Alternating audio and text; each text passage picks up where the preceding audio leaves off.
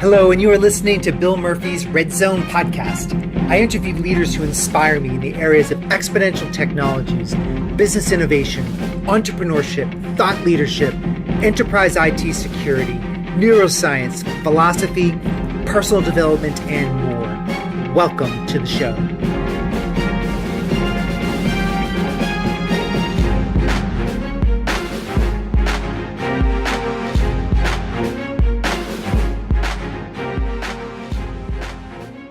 Welcome back to the show, everyone. This is Bill Murphy, your host of the Red Zone podcast. Today, I'm going to tell you a quick story before I talk about our guests. So I wrapped up today with a group of mine, one of the final preparatory trainings. This is a Sunday for a mountain Spartan Man race that we're doing in a couple weeks. And this mountain race is one of the hardest in the Spartan series, in the top 4 or so.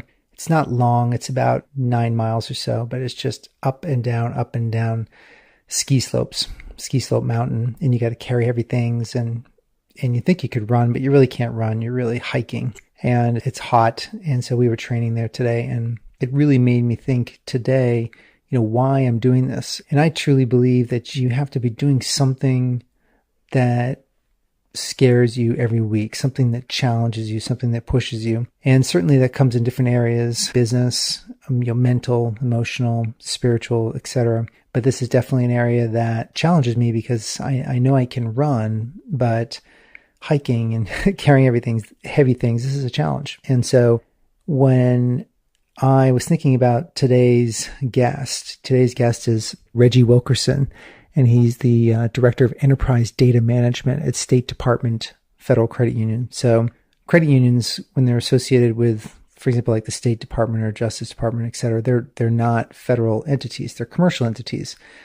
And I think they fall under a nonprofit status. But essentially, they got to make money. They're, in my mind, commercial, even though they might be under a fancy IRS tax guideline. But Reggie and I met because what I'm finding when I'm talking to a lot of my CIOs in my CIO, many of you know I run a CIO Innovation lunch series, and I usually get between 30 to 40 CIOs that are attending these innovation and transformation lunches.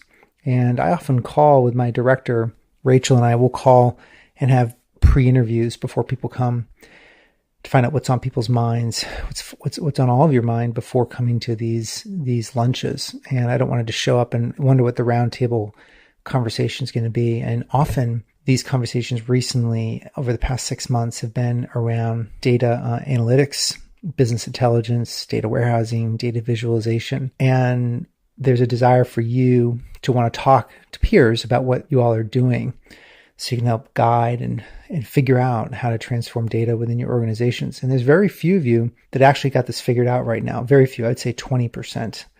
And what I mean by actually have it figured out is not just slapping a tool in, but like actually have it rolled out across enterprise, or actually figuring out a way to make money and find deep intelligence and deep insight into data and really dominating the data at scale. And you're using it as a lever. And so this is an area that makes a lot of you very, very uncomfortable. And so I want to encourage you to really dive into this, because I do believe CIOs and digital leaders are going to be the CEOs of the future.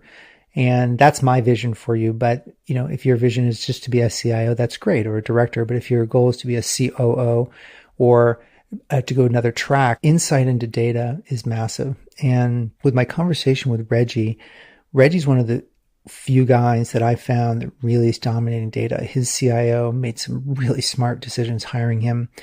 And the title of this is Your First 100 Days to Quick Wins with Business Intelligence Project, with quick wins, first 100 days. And you're going to get a lot out of this related to tools that Reggie's using, the approaches he's using, and really crafting the art of the possible to shift perception and opinions within the enterprise.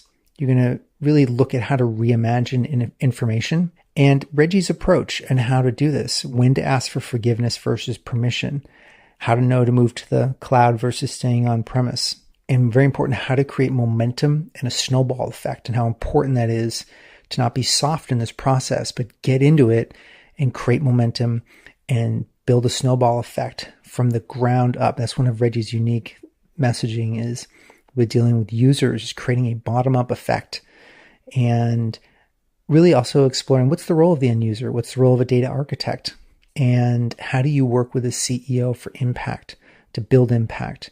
And I ask questions about data quality and integrity. How do you manage data quality and integrity with a BI, business analytics, data warehousing, data visualization project? How do you know the data, that you're governing data and you have integrity with your data?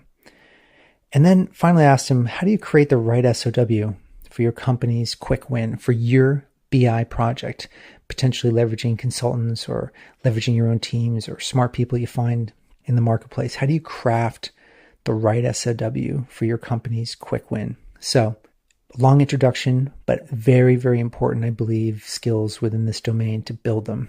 And I really hope you enjoy my conversation with Reggie Wilkerson. I want to welcome you to my show today. Well, thank you very much. I'm very glad to be here. And you and I have talked extensively, and you've talked to the innovation group of CIOs, and I thought that the CIO of your organization Floyd was really in front of the mark, really looking when he hired you. I think he recognized some serious talent. I think he was very strategic, and I want to explore that with you because I think that understanding how you approached your first 100 days in the job is really interesting and different. But also, before we jump into there, let's talk a little about yourself. How did you get into the IT world? What's your genesis story? Yes, when I was in college, I wanted to go to law school. That was my goal. I wanted to major in finance. I was really interested in corporate law. Just a few people in my family had went that route, and it was something that really interested me. So what I looked to do was, when I got into the College of Business, it was around the time of the dot-com era. And so I actually remember being in a finance class when the AOL Time Warner, when that big merger happened. We were actually looking at CNBC. And I was really interested in that. And then also another thing that happened was Microsoft came to do recruiting. And I actually went to that event one evening, and the energy was just palpable. It was just so much energy, and they were just talking about the future and all the opportunities that they had. And so at that point, I really was hooked. So I decided to change my major. So I was able to stay in the College of Business, and I just changed my major to Management Information Systems. And, it really kind of aligns with what interested me because I was really into, video games and computers growing up at a young age. I remember being around 12, and one summer camp that I went to for about 2 or 3 weeks was on some basic computer programming. So, it sort of aligned with things that I was really interested in. So I majored in MIS, and I was pretty good with data, spreadsheets. I began to learn SQL while in school. I had to take C++, I had to take C, I had to take COBOL, and I'm sure a lot of listeners may not. They say, what is COBOL? It's a pretty old language that very important systems on Wall Street still leverage. So I had a pretty good background with the classes that I took. And from there, I was very interested in consulting. So once I moved up to the DC region, I was able to get hooked into consulting, which is really my goal. So I've been really lucky. A lot of hard work and networking. But once I got into consulting, my roles became more data focused. I remember one of my first positions was a rights developer, so reports, interfaces, conversions, and extensions. I was writing PL SQL, like hand code, to bring in data from, I think it was the SAP system, into a new supply chain system for the Department of Defense on a pretty large project. And so I've really got a chance to get my hands dirty. So that was really, I guess, the genesis of me becoming a data analytics professional, if you will. Well, it's interesting that you were actually pulling data from systems that are very early on. And I think there's a great book called Exponential Organizations. It talks about the role of the CIO, CTO, and digital transformation leaders of the future are going to be those that are really, really strong at data feeds, APIs, linking systems together, and both on-prem and in the cloud. So it sounds like you've kind of got a huge jump start in that. Yeah, definitely. When I got started in the early 2000s, there were definitely tools in place, such as Informatica, that help you kind of lift and shift data from source and pushing it into a specific target. But, I got a chance to do it by hand again with the PL SQL. So that just really gave me a great foundation in coding and then just understanding data structures, data coming from not just an Oracle database, which is, the industry leader, but DB2, SAP. I learned ABAP programming, which was very similar to PL SQL. But just having that strong foundation framework of knowing SQL, I was able to learn, like APIs, XML, bringing in data from a variety of sources became something that I was able to build upon. So I started there. That was the foundation. And then as I went to other projects, I worked with different technologies. It was something that I could easily grasp. Data warehousing, this has been around for better part of 15, 20 years that I've been listening to these conversations. So why is this such a big push now within the innovation group that you're a part of? In my conversations with people, comes up so often now, people launching BI projects, trying to get better insights of their data. But this has been a challenge for years. Why is this coming online as a big push now, do you think? I think that the tools have evolved. So, when I first got started, a lot of the reports were still, tabular in nature. You have your columns. Let's say, a report may have 15 to 10 columns, and then it can have hundreds of rows or thousands of rows of data. But now you have tools like Tableau where you're really gaining insights into that data. And a good dashboard, in my opinion, should answer a question, but it should also spark more questions from the business or whoever that end user is, a consumer of that dashboard. So I think a lot of the tools, the cloud has also fueled that. The time that it takes to the processing power of servers, and obviously the cloud has brought that to the masses, if you will. So I remember early on in my career, we try to push data, let's say 50 gigs of data. It'll go through the nightly run, the batch run. We may run into issues with, running out of heap size or we don't have enough memory in place.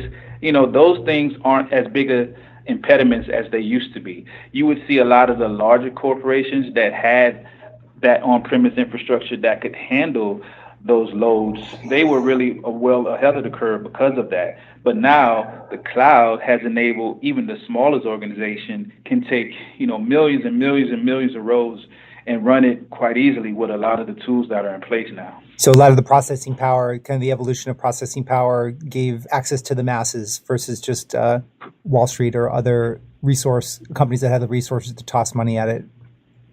Correct. And in conjunction, also, I think the data viz tools, right? Again, Tableau, Power BI, and even some of the other tools, is OBIE, Business Objects, Cognos. A lot of those, they started focusing more on the visualizations, right? A lot of the operational reports that companies use, it's funny, they may have 50 reports, but they may only leverage 2 or 3. But what are the insights out of those 50 reports? And now being able to visualize, what are those important KPIs, right? Let's visualize it. Let's put it on an actual map. Let's do a heat map, having those tools as well. So I think in conjunction with the processing power not being an impediment has spurred this data analytics revolution, if you will, over the past decade or so. So one of the big reasons I wanted to have you on the show is just from the raw practicality of getting essentially a legacy organization off the ground with data analytics and insight from business intelligence that you were able to get. And I like that because I think it's important for listeners to understand that most organizations are not going to be the pure net zero entrepreneurial organizations. It's going to be the bigger companies that need to get these projects off the ground. And you did it in a very strong, practical way quickly. And I'd like to talk a little bit about that, if we could explore that a little bit. Yeah. And one of the questions I had for you, Reggie, is like, what did the first 100 days look like? And I know the answer to this, but did you walk in and say, I needed $1 million for a bunch of software first? Or did you take more of a lean approach? And what did that look like? Yeah, I definitely tried to take a lean, deliberate approach.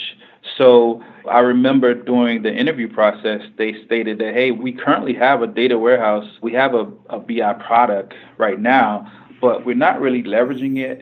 So we need someone to come in and do that assessment and determine how we can better leverage it. So that was really the first thing that I was focused on, taking a look at that legacy tool and platform that we had. And, I took a step back. I worked with the end users. I tried to go to every director, every department head, and meet with them to kind of talk through their data requirements and the way they leverage data on a day-to-day, week-to-week basis. And then I took a look at I took inventory of all of the systems. And so once I did that, I determined what are the high impact use cases, the high impact systems. And then I took that and I understood who were the constituents, who were going to be the consumers of that data coming from that system. And so that was not hard at all, because really, if you look at it, our core banking platform is really the heart of everything that we do. And so that was that initial use case. And so once I identified that, I said, okay, let's take a look at the current tools that we have in place. So I really took a look at the needs and wants of the business, and I just cross-referenced it against the actual functionality and everything that the current platform provided. And there was a definite gap there. And so once I identified that gap, I took that, and that was really the fuel to me to go put together a roadmap and strategy. And then I met with the senior leadership team and the board of directors here, and I presented to them, some of the gaps, what we're doing okay now, here's where we want to be, and this is what we'll need. And so I laid it out like that. So, and that kind of came from my consulting background, the approach that I took. When you sat down, this is going to get really kind of in the weeds, but I think it's going to be useful for people. So when you sat down with the department head, for example, did you ask them, what were some of the questions you asked them? Did you ask them, could you print out your most important report that you look at daily or monthly? Like what was the question you asked that then led you down a very specific track? Yeah, I definitely wanted them to print out those reports. I went out to the shared drive. I actually set up folders for each of the departments, and I would grab their report. They could print it out, and I could scan it, or they could just send a soft copy to me. So I literally did that. And then really it's just interviewing them. What types of reports do you have now? What would you like in the future? What are some of the gaps with the reporting right now? Can you walk me through the report production process? If it's something that is, if a lot of our reporting was sort of decentralized, and that led to those silos, and that's obviously an issue as well, because the definitions of certain KPIs, it may be the same KPI, but one department says the number is this, and then another department, the same KPI, the number is different, right? So that was another key finding that I uncovered during those interview sessions. But really just kind of figuring out, what is your current report production process? What are the reports and metrics that you care about most that helps you get your job done? And also, what are the systems that you must feed in or export data out in order to produce those reports? Yeah, I love that. So essentially, by grabbing that data, then you cross-referenced it with the systems they were using. And was this tool they were using any useful as far as a BI tool they had in place, and you just had to then look at those targeted systems and figure out a way to extract the data into a singular data source, or was it simpler than that? No, that's pretty much it. You hit the nail on the head. And again, when I'm cross-referencing, let's say I had 10 conversations, and then I'm seeing a common theme, right? All right, a lot of the data, not all of the data, but a lot of the data is coming out of the core banking system. So, that's our first use case. That's the first subject area that I want to build out as far as a data mart or data warehouse perspective. So that was really what I was able to tease out from those conversations. So what happens if you want to marry data from a public source to internal source? So for example, if the bank was thinking of moving into a certain region and wanted to, I'm not as familiar, but let's say they want to open a branch in a certain area. Is there a way to get insight that is pretty straightforward for someone that can pull data from a public source and then marry that to internal data? Yeah, and that was a common use case that in the past, we'd have to go out to certain vendors, and that may cost us, 30, 40, 50 grand for just, a marketing campaign, if you will, if you want to target individuals that meet certain criteria.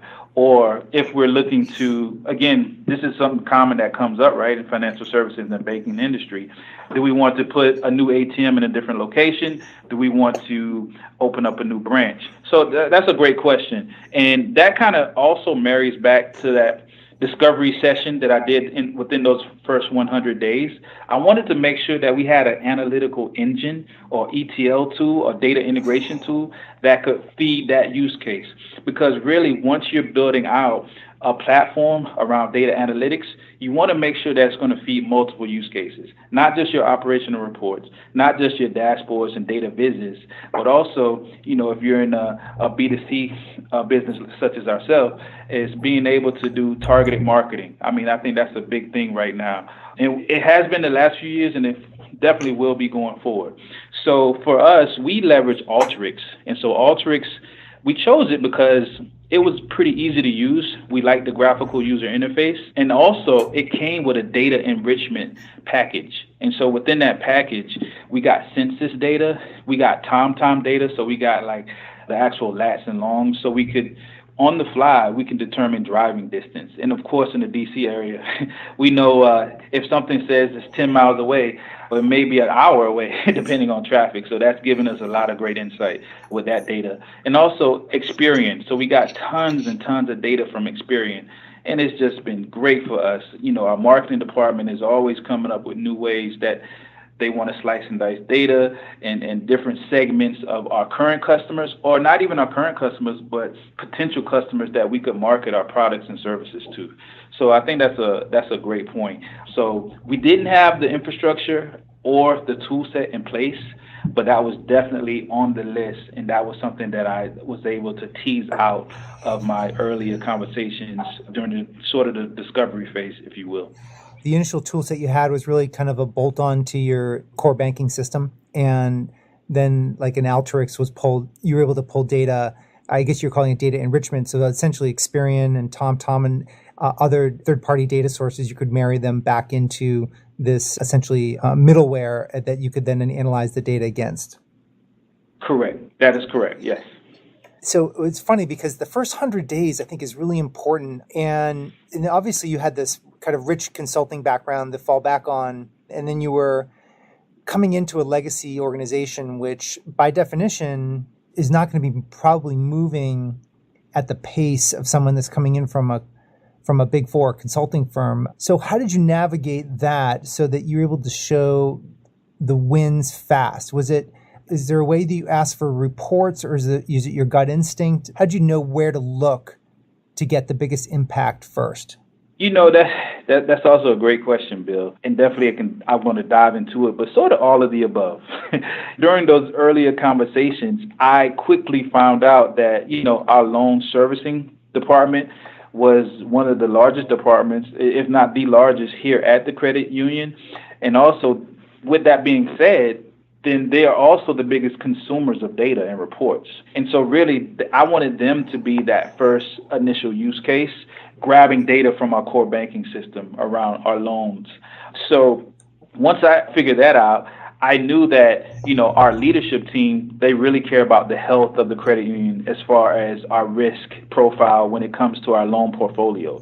And so I determined that, okay, let me take an existing report. I went ahead and I used my corporate card. I got a Tableau license, and we actually built out something. And it was fascinating because we didn't change the data at all. And when we initially brought in all of the leadership from the loan servicing standpoint, and then some of the senior team, one of the members of the loan servicing team was like, this report isn't right.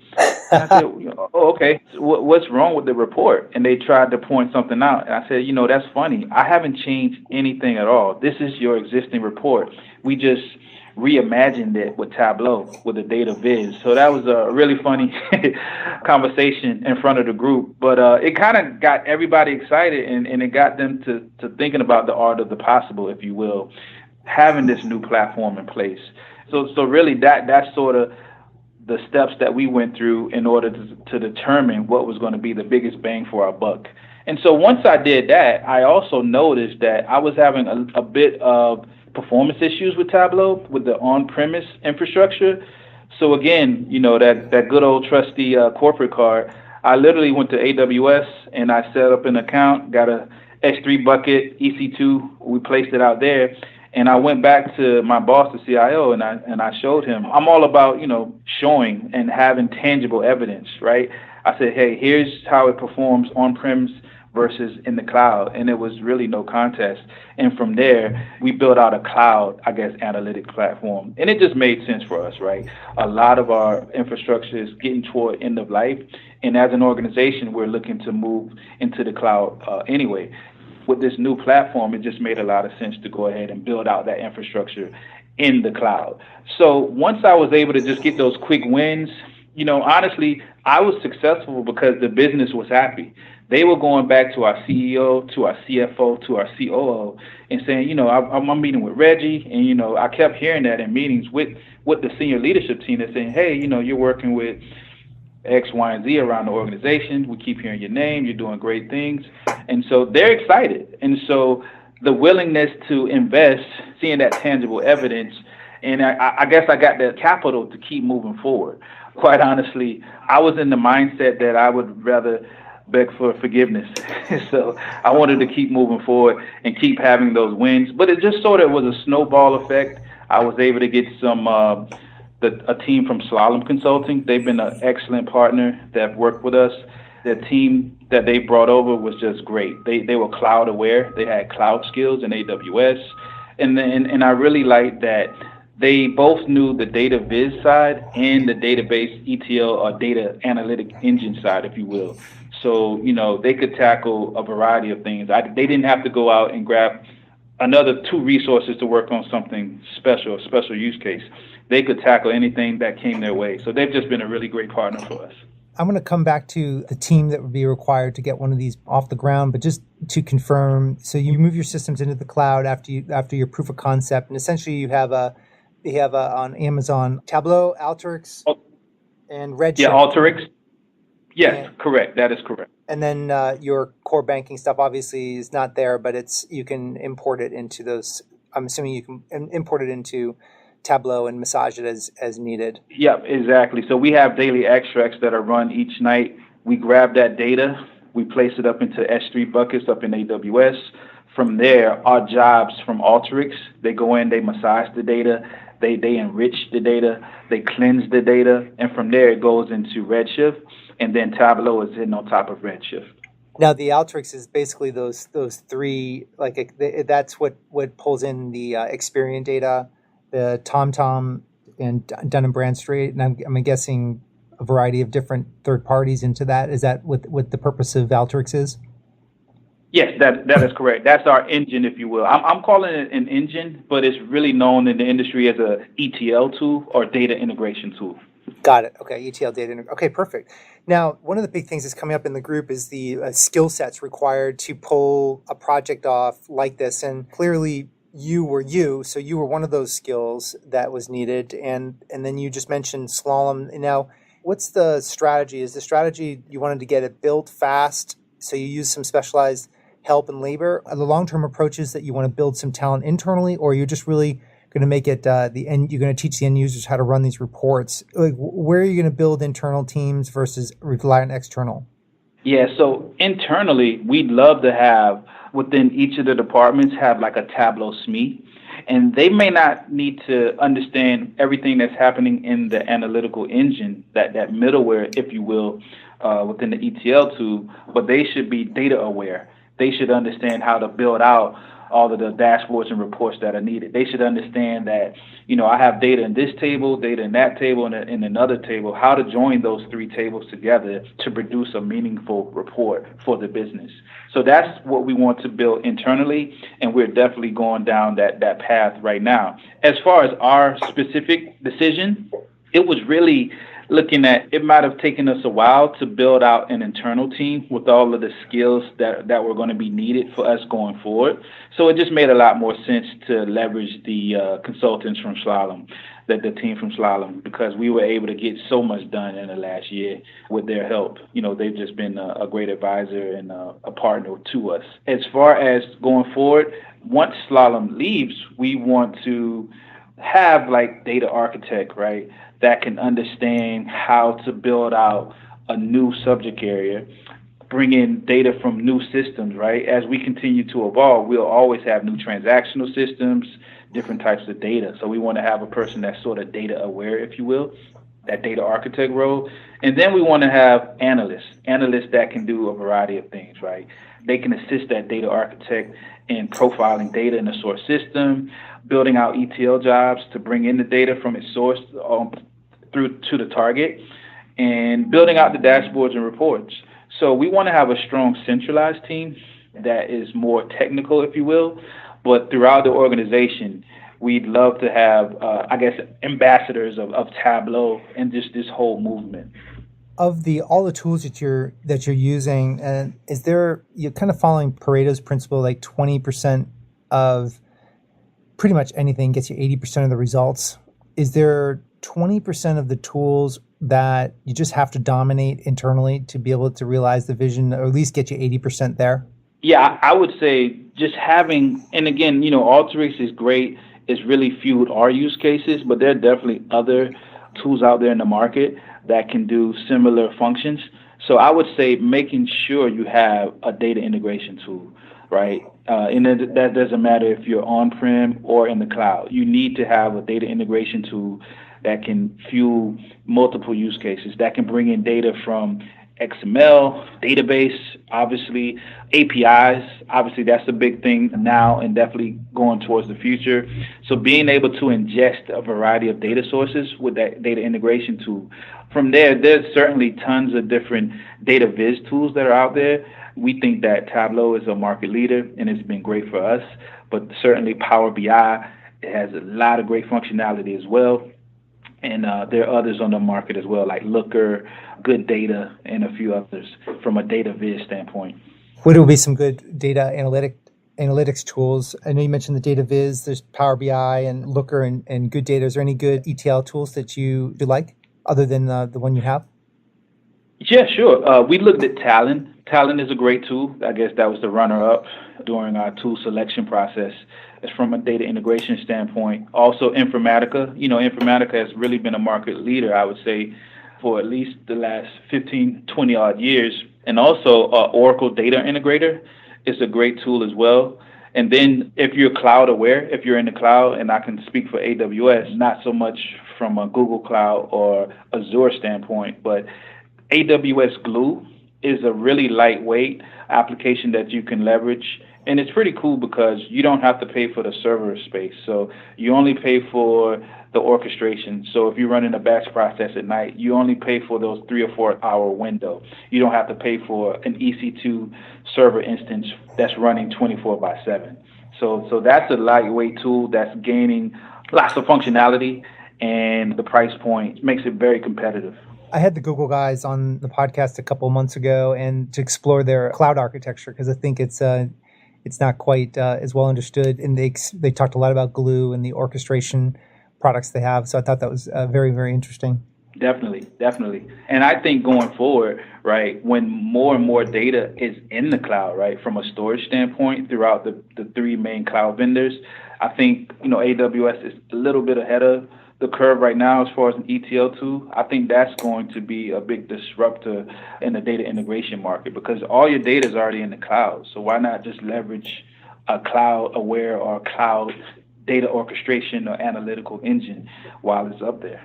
Makes a ton of sense. What about driving revenue or driving profitability? So with this kind of you're the early stages here with a major institution kind of maturing your data analytics capabilities.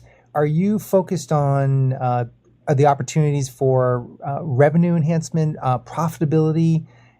Like, is that ever in your mind that you just want to kind of make obvious wins there, or do you just kind of let the business, or is it more organic than that and not so directed?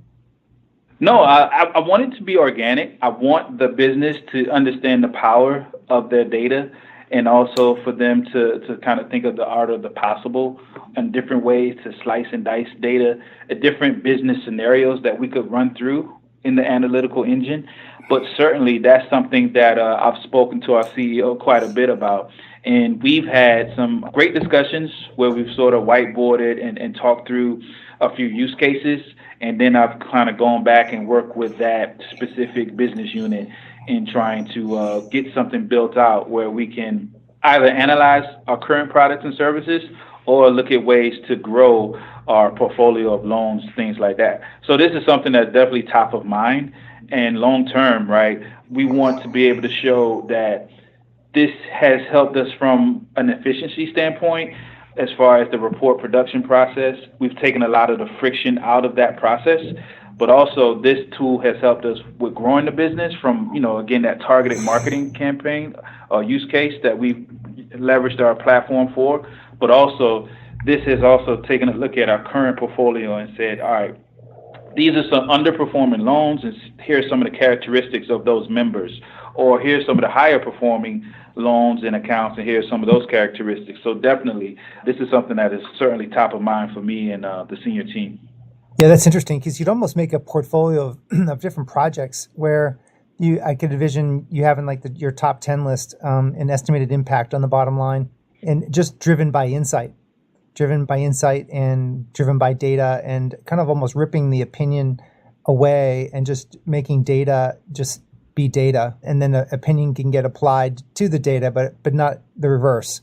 And that must be very interesting to a company. Yes, it is very interesting. And as we've gone through this process, that has been a great sense of pride for myself and the team, all the hard work that we've done. Because in the last 6 to 8 months, any meeting, cross-functional meeting, or if it's just an internal department meeting, they're using dashboards to drive the meeting now.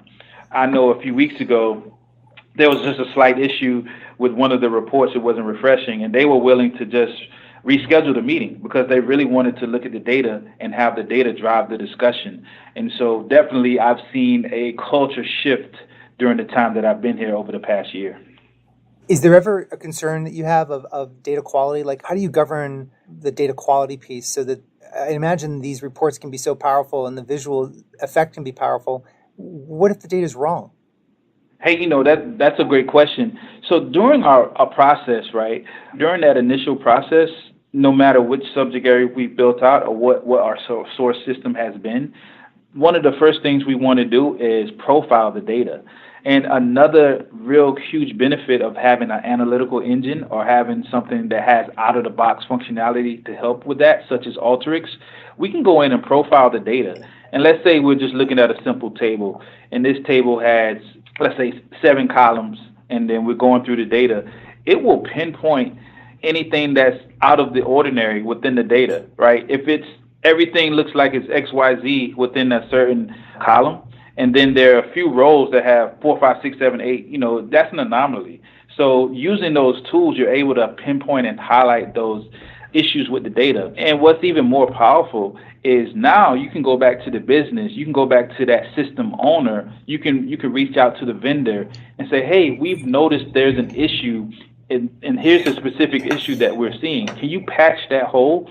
Because one thing that I've seen throughout my career in consulting is think that some report consumers think that BI should fix the data for them.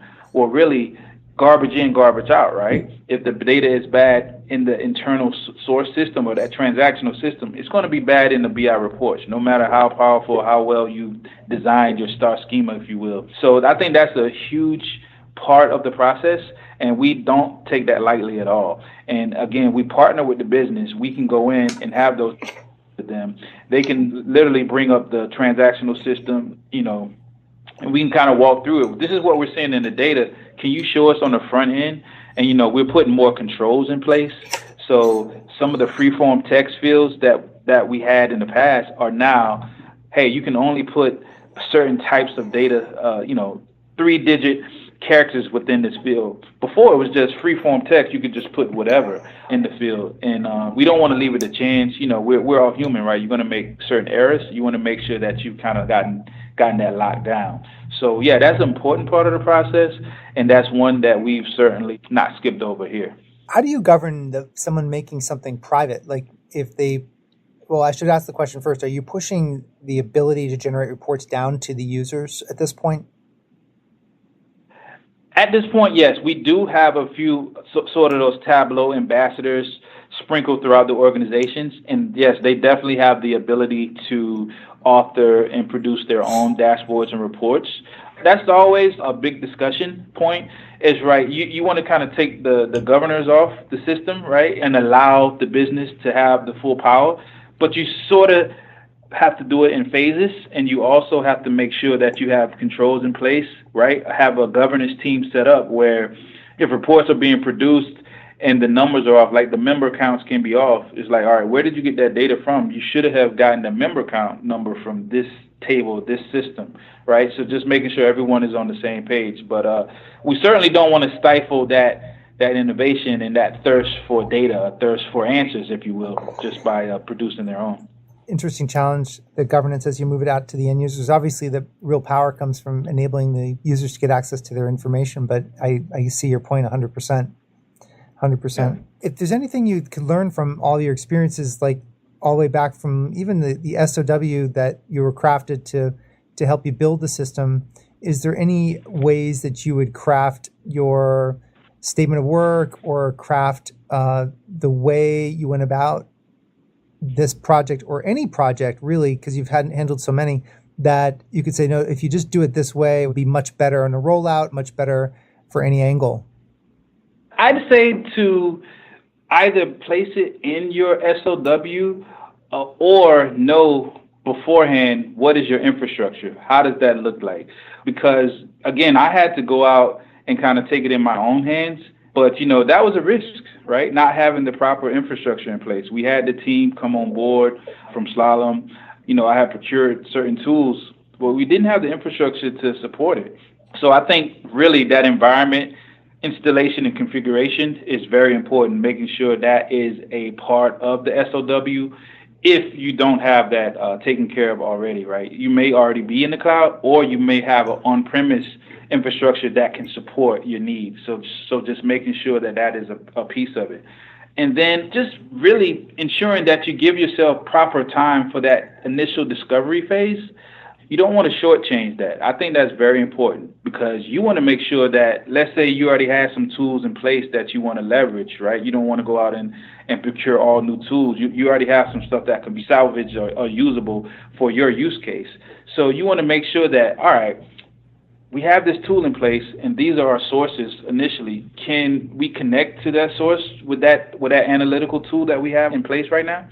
So just making sure that you give yourself enough time in that discovery and design phase, because you'll really learn some real interesting use cases. The more that you meet with the business and explain the process, the more that they'll be able to wrap their heads around it and provide you that input, right? So not only just going through their processes, but just kind of teasing out what are some of the data points that you really need, right? And so you may find out that the first week or the first set of discovery sessions that you've had with the business, and then, week 2 or 3, the amount of information and what you've learned just can grow exponentially, and that's just going to continue feeding your use case. So you can make sure that that first initial phase can be that big bang to continue getting that momentum, because you really want to build that momentum and ensure that everyone is excited, and you build something that's going to last and kind of really build upon the platform that you're looking to build out. As we wrap this up, I just wanted to hear what your vision is for the industry as far as being able to get access to specialized talent and labor. Do you see any opportunities existing where companies can subscribe to on-demand talent or labor or thinking or expertise that could help with projects like this? Do you see any of that coming online anywhere?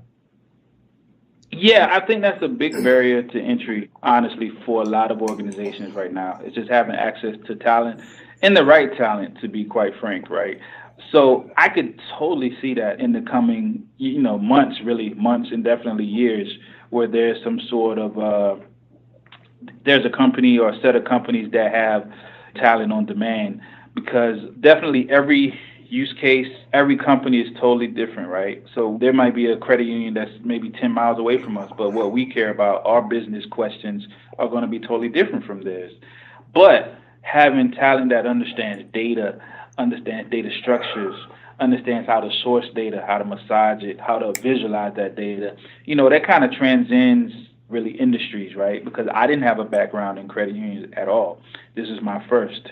But I just came with the training. I was just kind of data aware, a little, data literate, and I understood the process.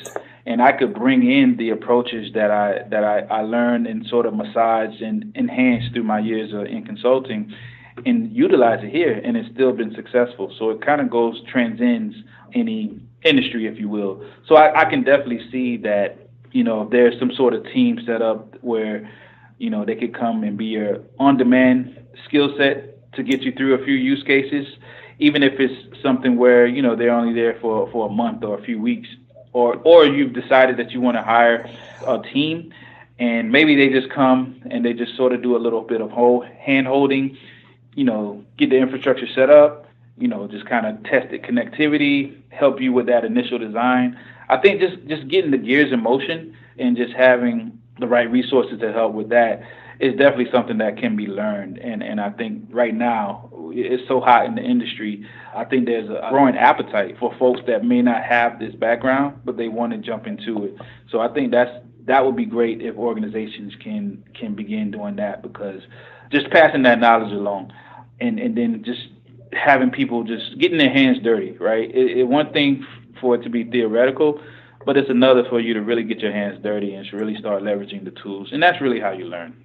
Yeah, and that's why I really appreciate you for coming on and sharing this, because I just hold this vision to the CIOs being the CEOs of the future, and or are just deeply partnered with the CEO because of the skills and the insight that can be attained from the projects that you've undertaken. And you've proven that. And it started like right at the worm's eye level, like right in the that's why I asked those questions about the end users. But now you have the visibility all the way up to the board and the CEO of a major financial institution. So I think that's a very, very powerful story. Yeah, no, thank you very much. Yeah, it's been a lot of hard work with myself and the entire team on the business, as well as the consulting team and my internal technical team. But it's been very, very rewarding. Once we got that infrastructure set up, our productivity just really skyrocketed. And, that just goes back to all of the benefits that you hear about as far as going to the cloud. Now, not being a consultant, being on the other side, I've realized those.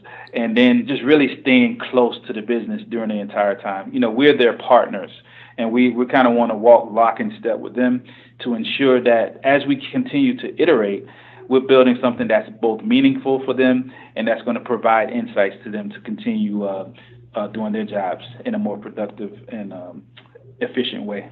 Well, I have a little side question for you. So when we started out, I asked you what you had for breakfast, and we've done this a couple times, and I thought, gosh, it's a very healthy breakfast. And I think you're a weightlifter, aren't you? Not really a weightlifter. I played football growing up. In my first year in college, I got hurt, but I've always stayed in shape. Played a lot of pickup basketball. Even when I traveled as a consultant, I would always find like a basketball league to play in. But I stay in pretty decent shape, and I try to do like a 5x5 workout, something that I learned about 7-8 years ago. Some guys at the gym, they started talking about it. And so for me, right, I want to make sure that I get in there in 45 minutes, I'm done. So I like doing, bench, deadlifts, power cleans, military press.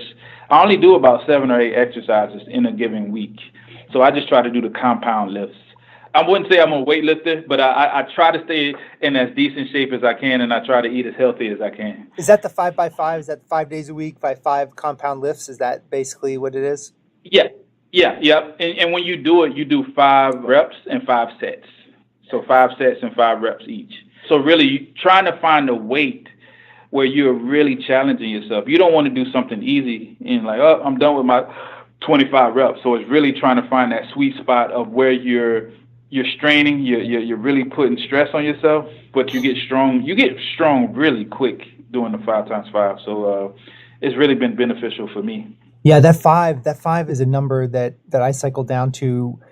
I'm there right now, and you're right. It's very heavy because it's a short amount of reps, and to do that 5 days a week. What about recovery? There's no issues with recovery? So I do it the 5 sets and 5 reps. I don't do it 5 days a week. I do it about 3 to 4 days a week. Got it. Okay. So I definitely try to get my rest in. And like this morning, I did Orange Theory. And this afternoon, I'll just do like a circuit. And then starting tomorrow, I'll be doing 5x5 again. So I'll do squat, military, bench, in a row. I'll do the row where you kind of sit down, where you're kind of standing up and you leaned over doing that barbell row. Right. And that'll be it for me. I may just do a quick intervals. I'll just do a mile's worth of intervals, right? I'll just go as hard as I can for a minute or two, go down, and that's it. 45 minutes to an hour, I'm done. Oh, wow. That's fantastic. Well, that's I love hearing that. I learn something new every day. And well, listen, this has been fascinating. It's going to be very, very useful for the larger community. I know it was a lot of fun hearing about your approach, your thinking around it, and the tools you've selected and how you're executing. And I really appreciate that. How can people reach out to you if they have questions? This is going to go on to our blog and to our show notes. Is LinkedIn okay? Twitter? What is your preference? Yeah, LinkedIn is my preference. So anyone that has any questions or would like to learn more about the process and our whole story and the platform that we built out, please feel free to reach out to me on LinkedIn. Fantastic. Well, this is great. I appreciate you very, very much, Reggie, for hopping on, and hopefully we can do this again in the future. Definitely. This has been fun. Thank you so much for having me, Bill. I really appreciate it. All right, Reggie. Thank you. Bye. Bye. So there you have it. This wraps another episode of Bill Murphy's Red Zone podcast. To get all the relevant show notes, please go to our blog at www.redzonetech.net/podcast. Additionally, make sure you go to iTunes and leave your comments in iTunes about the show. This helps our show rankings enormously and it helps support the show. Until next time, appreciate you very much for listening. Thank you.